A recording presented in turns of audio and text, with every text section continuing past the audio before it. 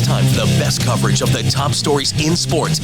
The Sports Wrap with Jason Page starts now. Indeed it does, and great to have you with us on this Friday edition of the show. We got a lot to do over the next 60 minutes.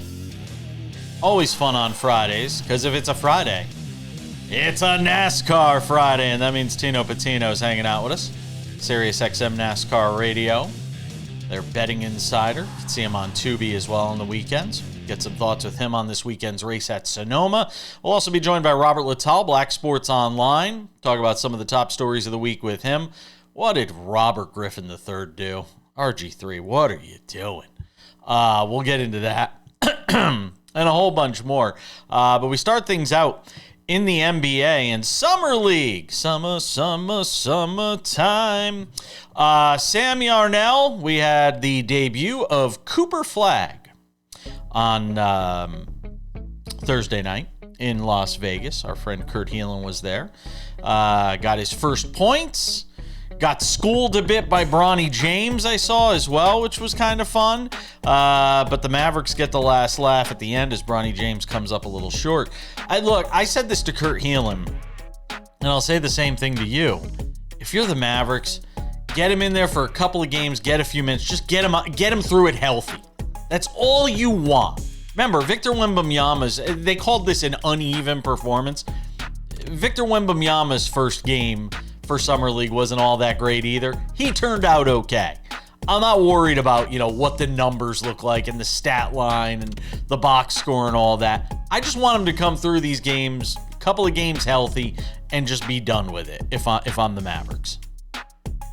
Yeah, so I don't understand. I mean, it's because I'm not the biggest basketball guy compared to how much I like other sports, but sure. I don't understand the premise of having the first overall pick, who is very clearly going to be a mainstay in their rotation this year, like at the very least, probably a starter.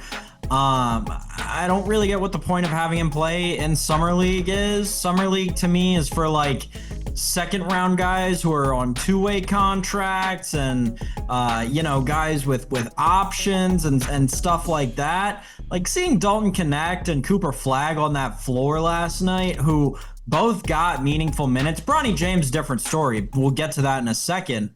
But like Knecht and Flagg on that floor last night just didn't look natural to me. And maybe it's just part of basketball, part of the NBA that I don't understand.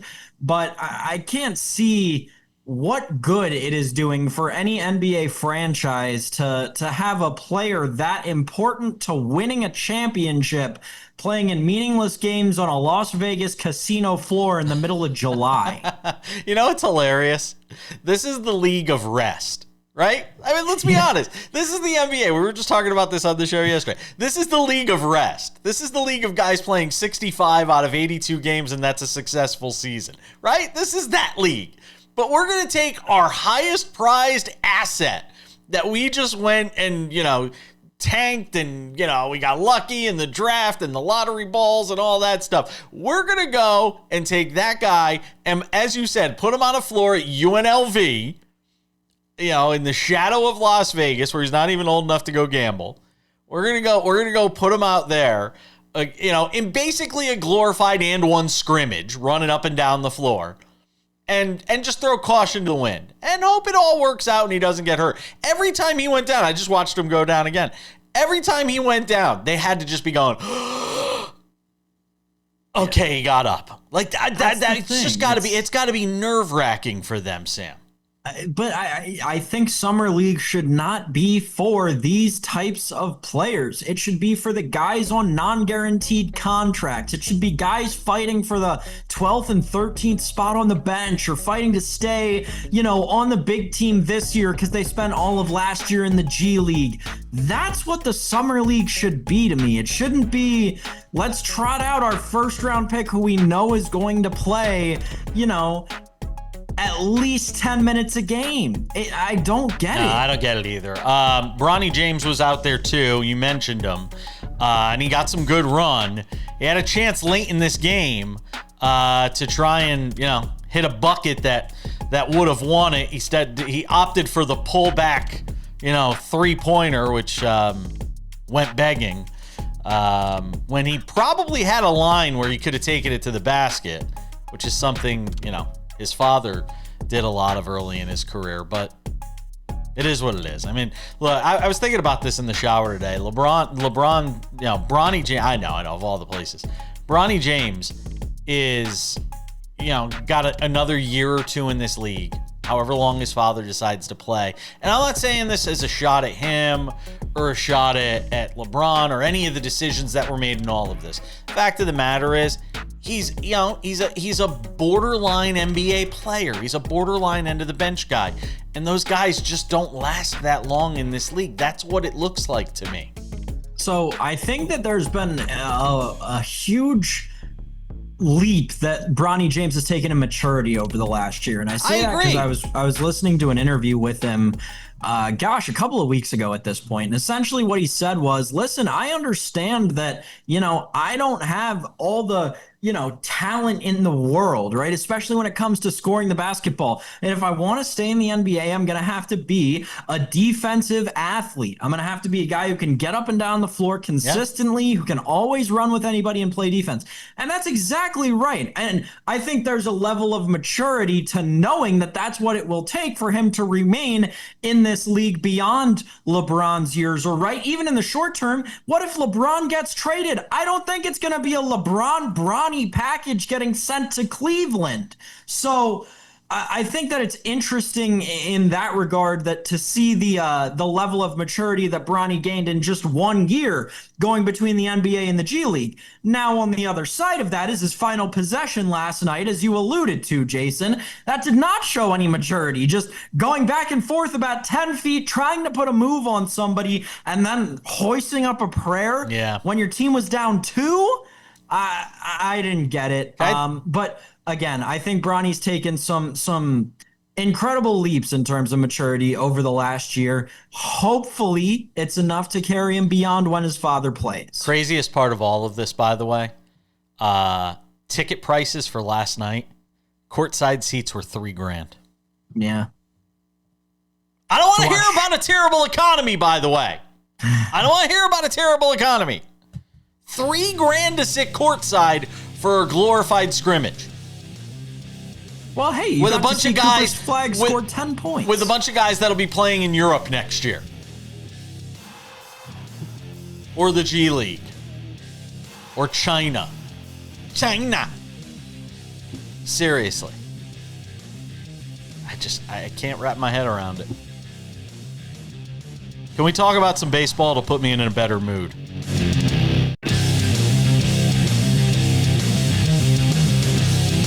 Coming up in 10 minutes, Robert Littal, founder of Black Sports Online, will join us. Get some thoughts with him. Some of the top stories of the week, some that we've discussed, some that we have not. All right, Sam Yarnell, let's get to my happy place, talk some baseball. The Home Run Derby field is set. Some other Friday Major League Baseball notes as well. Jazz Chisholm, how about it? Let's get him. Let's get Jazz Chisholm in the Home Run Derby. Why not? I hope he win. And the odds on him to win it are like insane. Pick him. Go. Take a flyer on Jazz. No, we're not doing that. No chance. No way. No how. No. What do we got? Cal Raleigh plus 300. O'Neal Cruz plus 360. Ronald Acuna Jr. plus 430. James Wood is 5-1. I saw you post that online yesterday. Hint, hint. Byron Buxton at plus 1,000. Junior Caminero at 11-1. Brent Rooker, our friend from the A's, at 11-1. And Jazz Chisholm at 12-1. How often does the favorite win? I'd be curious to know in years past how often the favorite actually wins this thing. Huh. Well, I figured you'd know that, knowing I bet Soto was the favorite the year he won it in 22. I bet Alonso was the favorite the year he won it. Regardless, So obviously you bet on these things for fun. You don't bet on these things to try and make actual money. There's no edge that I could give you for how to bet a bunch of guys taking batting practice. But I do find a little bit of interest in like what it would take, right? Like theoretically, what a handicap for the home run derby would take. And to me, it's straight exit velocity. Right, like that's what it's relying upon. Give me the guys who hit the ball the hardest, which is why I'll take that unit and I'll split it right down the middle between Ronald Acuna Jr. and James Wood. Those are the guys in the field here who hit the ball harder than anybody. I mean, they just hit the daylights out of the ball. They hit the cover off the baseball.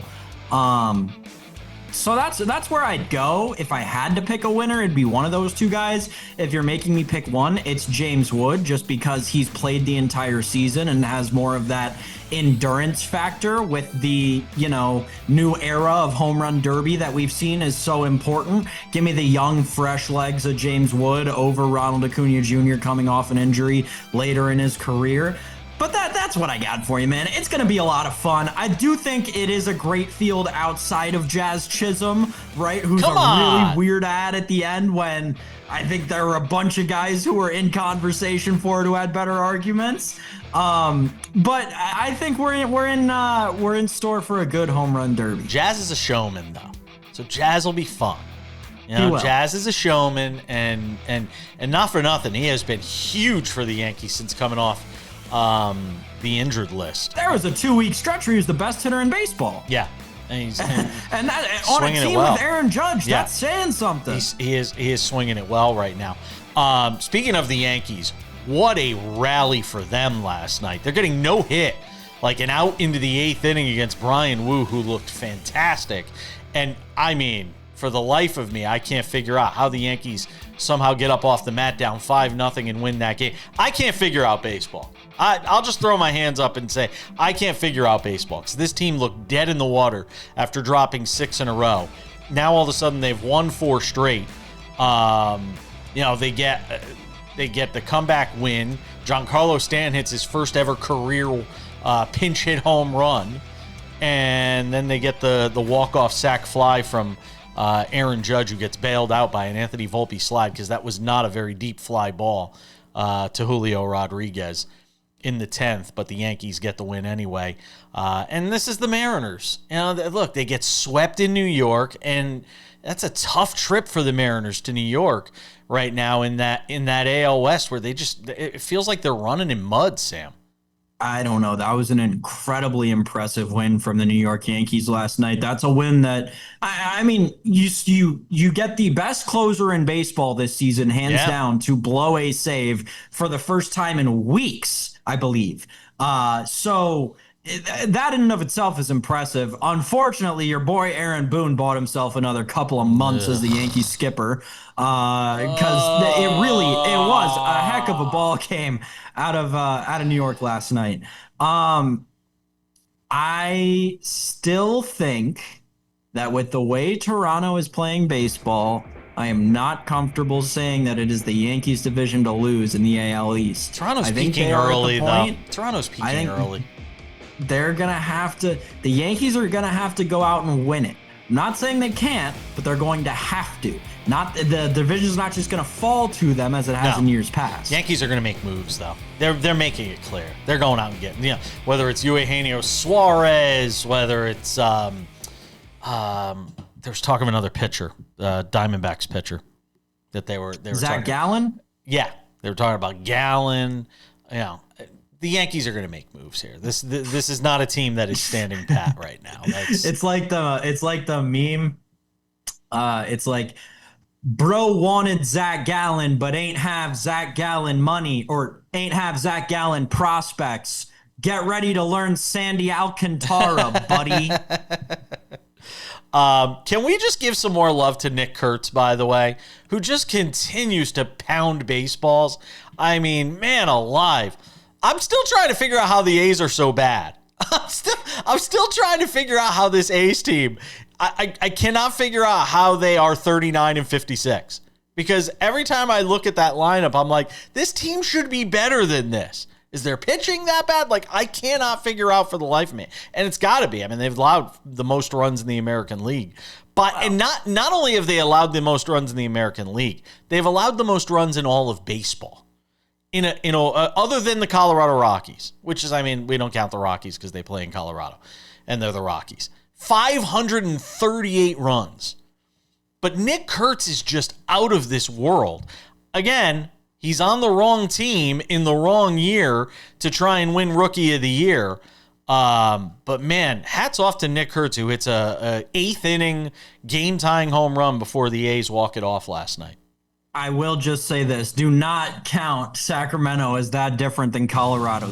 And that's why the A's have been so bad this year. It's because of that ballpark and that ballpark alone. Kids been awesome. College baseball is rad. Wake Forest's own. Cam Smith, by the way, now tied with Jacob Wilson for best odds to win American League Rookie of the Year at plus 110. And then Nick Kurtz at plus 500. Sam holding that ticket for dear life. Cash it in!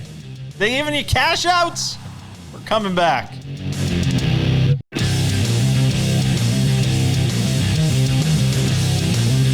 Welcome back to this Friday edition of Sports Wrap. If it's a Friday, it can only mean one thing. Well, it means two things. One, we're talking NASCAR with Tino Pattigno on the show. But the other means this guy's joining us. You see him on your screen.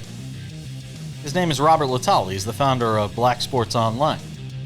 Friend of the show, longtime friend of the program, hangs out with us every Friday on the program, talk about some of the top stories of the week. Look at that. I didn't even open up with the ISO shot. I opened up with just you and me right here together on camera. Something a little different for the audience. So I've got to get into this RG3 thing because, you know, there's times where I take his side on certain issues and things he talks about.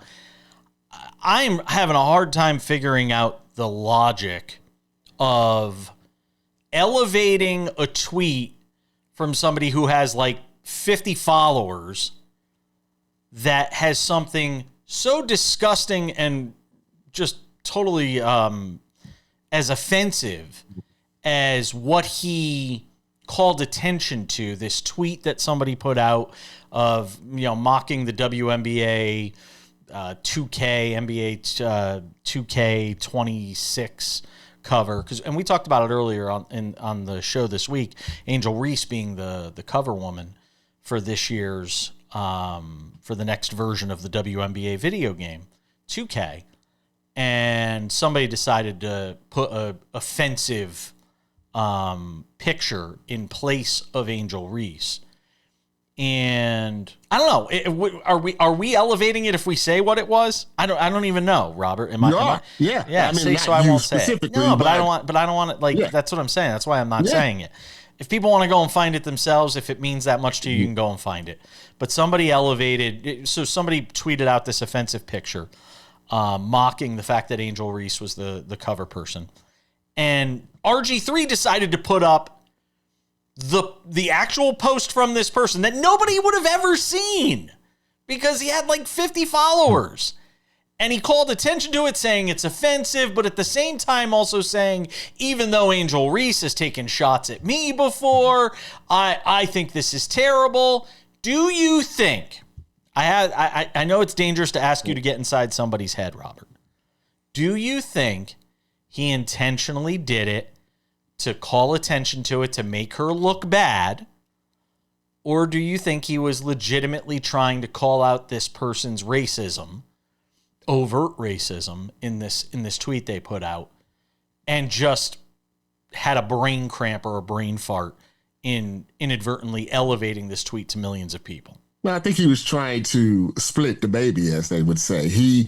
I think on one hand, he wanted the world to know that Angel Reese had, quote unquote, did this to his family, to his wife, to his kids, that he still felt the way about Angel Reese that he had spoken about before. But then he was also like, well, for me to do this, I got to also show that, hey, listen, I'm also calling out all of these things that are happening to Angel Reese in real time. So I can't be the bad guy. She's the bad woman. Look at me. I'm not the bad guy. I'm calling out the racism. And a lot of times when you try to, get both sides on your side, nobody ends up on your side. And that's what happened to RG3. I think he clearly wanted to get that off of his chest, that he feels a certain way about what Angel Reese retweeted or whatever. But he also didn't want the backlash of just saying it, and he used this photo trying to get people on his side, and it backfired. It just, companies do this stuff where they do training on, here's what you should and shouldn't do on social media. I remember when I was working for NBC Sports back in the day, they had us go through this sort of training where you should do this, you shouldn't do that. And once you're off on your own in this wild west, this wild west of the sports world we live in and the media world we live in, where everybody's their own brand, you don't have that training. You don't have that voice in your head saying, I remember my boss saying ... And as much as we all want to live in our own media worlds and be our own brands, look, I deal with it. I've got somebody who wants to partner with me from a business standpoint. And he said to me one time, the only thing holding me back from potentially partnering with you is, sometimes you say things on X about this person or that person that I don't really like. And I don't know why you do it. And not that I say anything offensive. They just don't like the fact that sometimes I might attack something that I disagree with. It's a problem for this person. That's just the world we live in, though, Robert, isn't it? I think we're in a world where someone, like you said, with 39 followers can cause a national outrage. I mean, to cause a literally national outrage where I see Martin Luther King's family getting involved in it. It should not be like that. There are certain issues as far as racism and racial injustice and things that are happening in the WNBA that I do think that we should have discussions on. What I don't believe is we should let people with 39 followers, if we have a million platinum platform, we should not be exposing 1 million people to somebody that has 39, because that's exactly what they wanted. They're sitting back anonymously wherever they live. We don't know who they are. We don't know where they live. We don't know what they work. We don't know what they look like. They're sitting back with their feet up laughing, just laughing at us. Yeah. And it's sad to me because it took away from a really cool thing for Angel Reese. Her shoes coming out, 2K, that's cool for the kids and stuff. And instead of celebrating that, all I see is people spend 6-7 hours arguing with RG3. What a waste of lifetime. You know what I mean? Just a waste of time in this beautiful one life that we have. I only have a minute left in this segment. We're holding you over for one more, but I do have to ask, how is Angel Reese the cover person for this game, though? With all the stars in this league, really? Angel Reese? You know what I think about Angel Reese? I think she has mastered social media, and she's mastered outside of the game. And Caitlin Clark is like Jokic. She's really into all of this stuff, right? But they could take Angel Reese and go on a tour and do all, and she'd be in it. She'd be active in it. She wants to do it. She likes being famous. And because she likes being famous, I think from a marketing standpoint, that's where they were looking at it. Am I crazy to say, though, that I think she craves the fame and the fortune and everything that comes with the stardom from the league more than maybe winning championships and that sort of thing? I mean, I wouldn't say that, only because when you watch her play, she's a demon on the court. So she she can flip the switch. Some people are like that. They can, outside the court, they can want to be at the Met Gala with the dresses and the Instagram, and then on the court, they kill us. And she seems to have, at least over the last month, been able to blend that together. Robert Little's hanging out for one more segment. Don't go anywhere.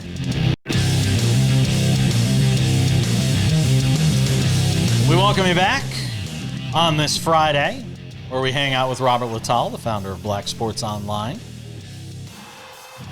talking about some of the top stories of the week with him.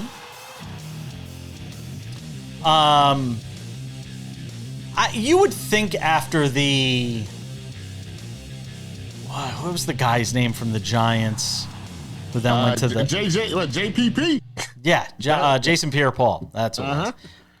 You would think after that athletes would stay at least like 100 yards away from anything having to do with fireworks at this point. And instead, we have another incident involving fireworks and an athlete and an injury, and this one's to Najee Harris. I just, again, with so much at risk, and knowing the shelf life of an athlete, especially an NFL player as it is, Robert, it just blows my mind that a player could be that unaware, is the word I'll use, to put themselves in that sort of situation. You know, I learned early in my journalistic career that athletes, no matter how many times something happens in front of them, will continue to do it. The way I learned that was with Steve McNair. When Steve McNair happened, I was sure, I said, well, any athlete clearly will, change their lifestyle because, this is terrible. This shouldn't happen. This will make you think. And then like a week later, it was still some controversy. So it's like, I don't know what it is about athletes. I think they have a Superman complex. I think they're invincible. I think since they were little kids, they were told how great they are. They're physically superior to everybody else. And I think they just feel like, that's why, like the speeding. Mm-hmm. And, you see what happened with the Raiders wide receiver. And you still see guys going 130 miles an hour. You're like, did you not see? This man's in jail, right? His career could be over. And why?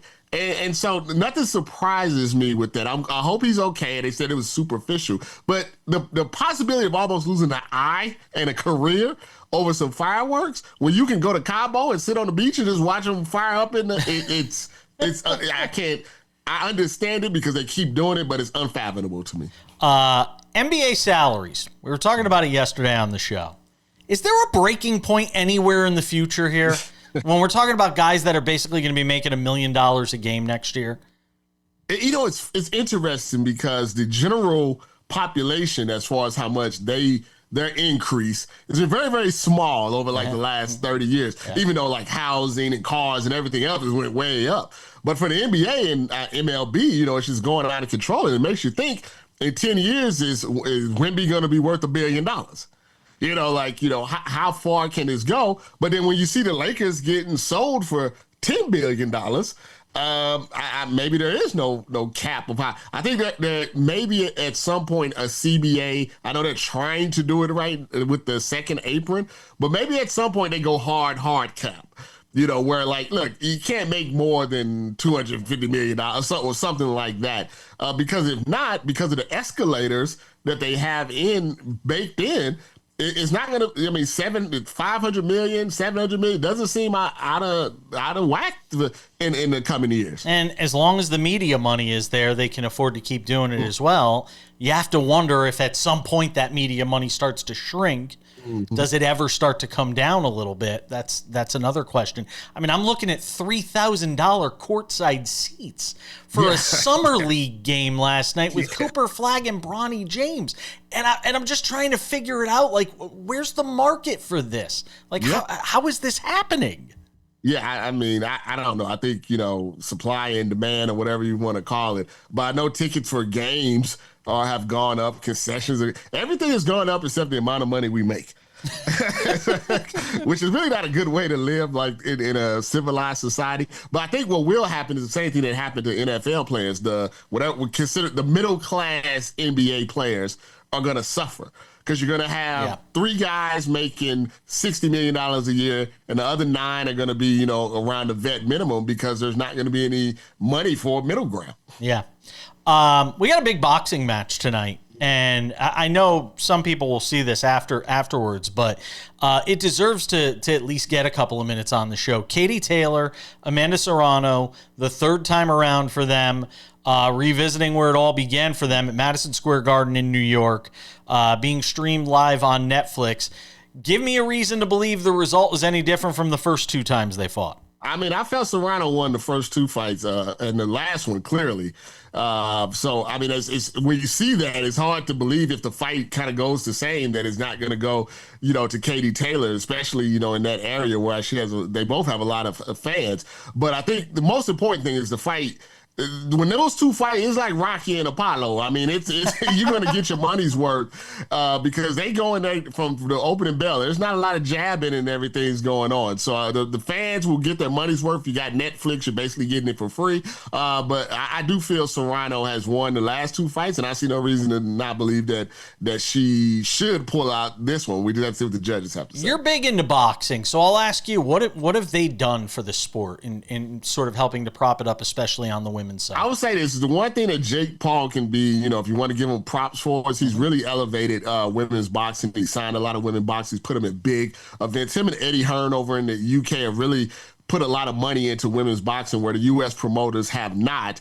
And to see that's good because they at times are as entertaining and maybe sometimes more entertaining than the men boxers. I just hope at some point they go to 3-minute rounds because then we'll be able to see a little more knockouts. That would be nice. Robert Littal, our friend from Black Sports Online. We won't see him next week because we're off next Friday. We're going to be off next week other than Monday. So we won't be seeing you next Friday, but we'll have you back on the week after that. Enjoy the week off. All right, my brother. You have a great one. Robert Littal, Black Sports Online. Check him out there. Also online at BSO. Don't go anywhere. We got a lot more to do on the show. Tino Pattigno still to come to talk about NASCAR at Sonoma. This edition of Sports Wrap on a Friday continues.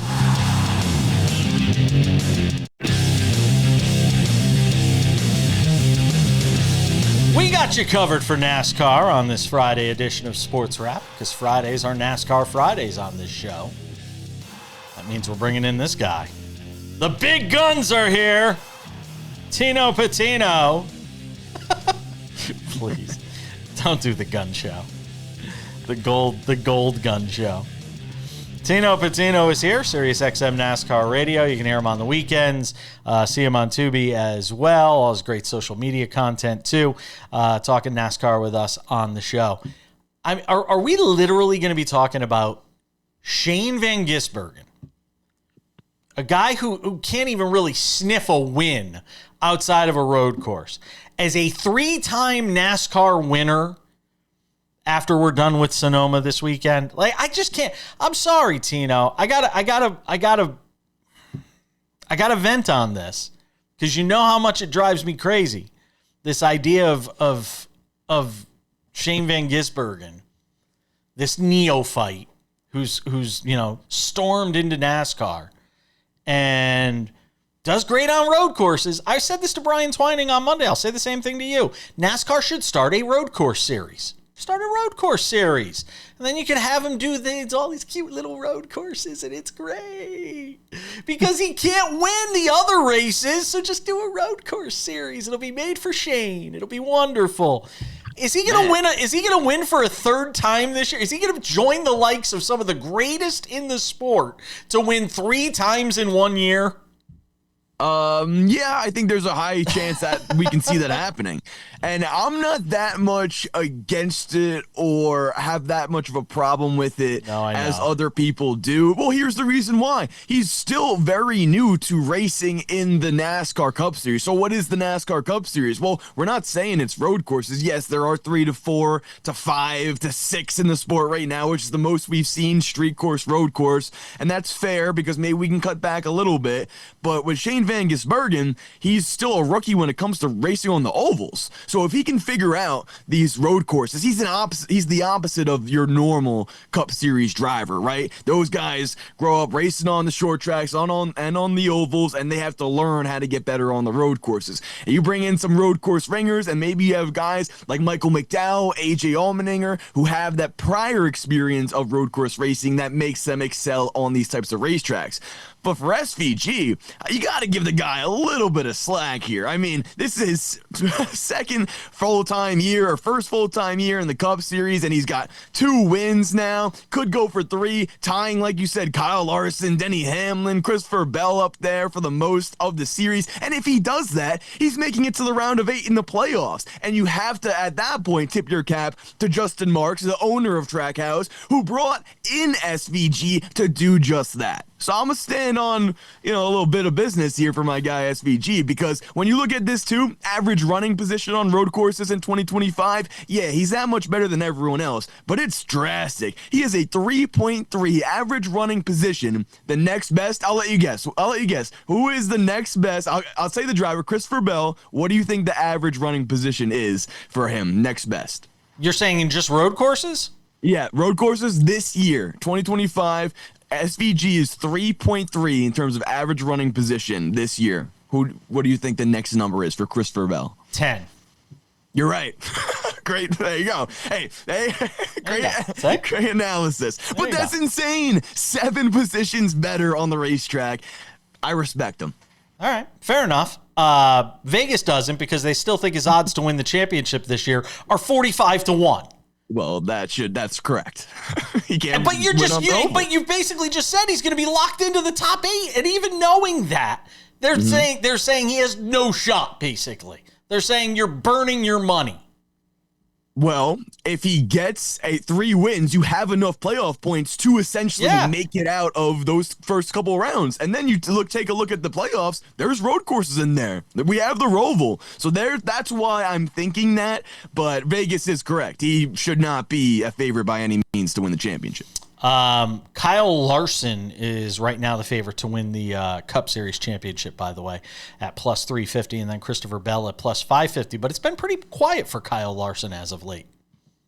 It has, and I think that's something that we saw last year as well. A little bit of a summer slump. We've seen this before with Jimmy Johnson as well, when he goes out and dominates, when he was doing that a couple years ago. And I think the biggest thing is, at a track like this weekend at Sonoma, this is where most people would probably look at Kyle Larson, his past few finishes, say, oh, they're slumping right now, not doing so well. Same thing with William Byron, but this is his track. He won here last year in the same sort of fashion, where I took a look at him, home track, Kyle Larson on a road course, won here in 2021 as well, and I was like, well, they just haven't had the speed, which is true, but if they're going to get their get back, it's going to be at a place like this. And I don't want anyone who's tuning in to be surprised when that happens. You can get good value on Kyle Larson because of SVG being the heavy favorite this weekend. Plus 130. We're not taking that for SVG. Even if he goes down and wins, I'll love to get a Kyle Larson at plus 550 to win this one then. I got about a minute left. Who needs it the most this week?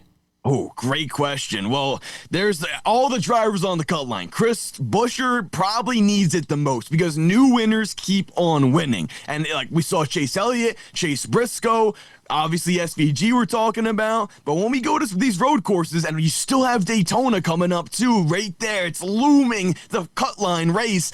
That's where people will continue to get pushed down below the cut line. Same thing with Bubba Wallace. He needs to have strong days, but I don't think those are enough. Anyone who is 16th in the playoff standings right now without a win, I don't think it's going to be enough. I think you need to win at this point to get in. But you still think Bubba could get in without winning, or no? No. You think he's going to have to win a race? Yeah. I think there will be 12 to 13 winners, and that will bump him out. And a long time since he won. Yeah. He can do it, though. Well, he can do it. We've been saying that for a year. Tino Pattigno, our NASCAR insider. Always appreciate you, my man. Have a great weekend. Thank you.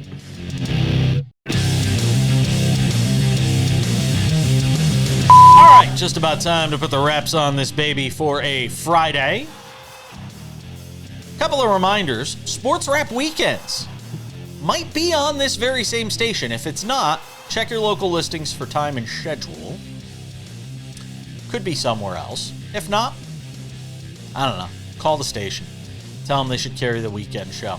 It's a 30-minute wrap-up show of everything we talked about during the week. Sports Wrap Weekends, a 30-minute wrap-up show. Make sure to check that out.